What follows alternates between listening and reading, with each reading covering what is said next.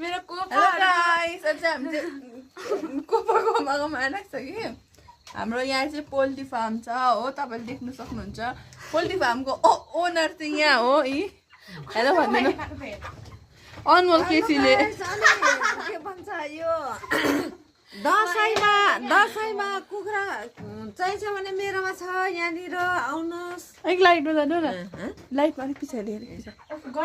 दसैँमा कुखुरा चाहिन्छ भने मेरोमा आउनुहोस्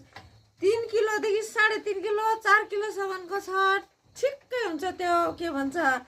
सब्जी पकाउनुको लागि यसको चाहिँ सबै खाँदा हुन्छ है गाइस यहाँ हेर्नुहोस् है हाम्रो सुली चाहिँ खानु हुँदैन सुली चाहिँ थाक्छ तल सुली चाहिँ थाक्छ कि तर अँधेरो भएर नदेख्छको हामी चाहिँ दुईजना एकदम इन्फ्लुएन्सरहरू एकदम हामी चाहिँ बस्तीमा आइरहेको छु हो अन्त हामीलाई चाहिँ हिँड्नु साह्रो परिरहेको छ यहाँ गुगल आएर म